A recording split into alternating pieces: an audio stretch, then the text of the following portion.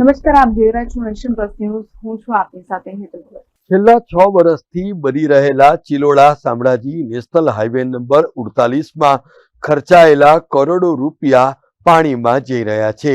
લોકાર્પણ પહેલા જ હાઈવેની હાલત અત્યંત બિસ્માર થઈ ગઈ છે, તો જે પુલ 2 મહિના પહેલા જ લોકાર્પણ થયું છે એમાં પણ ખાડા પડી જતા કેટલીક જગ્યાઓ ઉપર તંત્ર દ્વારા બેરિકેટિંગ કરવામાં આવ્યું છે. સાબરકાંઠા જિલ્લામાંથી પસાર થતો નેશનલ હાઈવે નંબર 48 ઉપર લોકો માતબર ટોલ ટેક્સ પણ ચૂકવી રહ્યા છે. જો કે કમનસીબે તેમને રોડની સુવિધા મળી નથી રહી. છેલ્લા 6 વર્ષથી Chiloda Shamlaji national highway number 48ની કામગીરી અત્યંત મંથર ગતિથી ચાલી રહી છે. આ કામગીરી પણ એવી કરવામાં આવી છે કે રોડનું લોકાર્પણ થાય એ પહેલા જ આ રોડનું 3 થી 4 વાર સમારકામ કરવું પડ્યું છે. તો બીજી બાજુ છેલ્લા 6 માસમાં બનેલા બ્રિજ ઉપર પણ વચ્ચે ખાડાઓ પડ્યા હોવાને કારણે વાહન ચાલકોને ભારે મુશ્કેલીનો સામનો કરવો પડી રહ્યો છે. મારું નામ કંદર ગોસ્વામી, હું ગાયગઢ ગામનો વતની છું. મારા ગામ નજીકથી નેશનલ હાઈવે નીકળે છે, જેનું કામ છેલ્લા 6 વર્ષથી એકદમ ગોકળ ગતિએ ચાલી રહ્યું છે.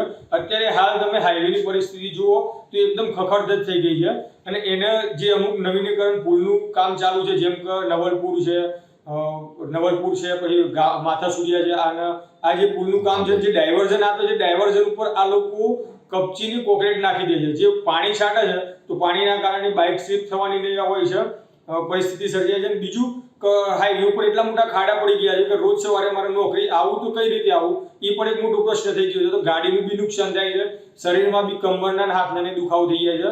તો વહેલી સ્તરે આનું આંદોલન થયા વગર જ આ લોકો રોડનું કંઈક કરે.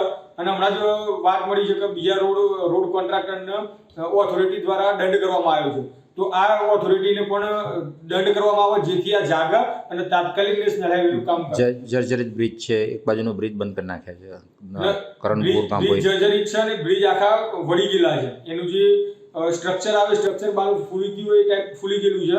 એટલે આ લોકો પુલ બંધ કરી દે છે, પાછું થોડુંક સમારકામ કરી પાછા ચાલુ કરી દે છે, પાછું એ લોકોના ધ્યાન ઉપર આવે તો પાછા બંધ કરી દે. એટલે સત્વરે આનું યોગ્ય નિરાકરણ કરી અને સારી ગુણવત્તાનો રોડ બનાવો એવી અમારી માંગ છે. નેશનલ હાઈવે 48 ઉપર છેલ્લા 6 વર્ષથી બ્રિજના કામ ચાલુ છે, પરંતુ અમુક બ્રિજના કામ હજી પૂરા થયા નથી. જ્યારે જે બ્રિજના કામ પૂરા થયા છે એમાં 6 મહિના જેવા નાના સમયની અંદર પણ સમારકામની પ્રક્રિયાઓ કરવી પડી રહી છે. તો મોટા પાયે ભ્રષ્ટાચાર થયો હોય એવું લાગી રહ્યું છે. અહીંયા આપણે જોઈ શકીએ છીએ કે સર્વિસ રોડના પણ પ્રોપર કામ થયા નથી, જેના કારણે અહીંયાથી અવર જવર કરતી જે સ્થાનિક પબ્લિક છે એના વાહનોને અને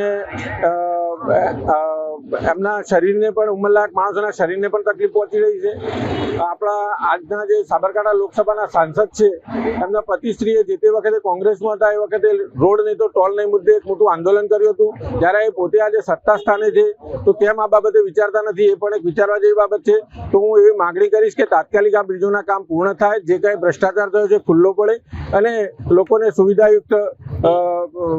સુવિધા મળે એ બાબતની હું માગણી કરું છું.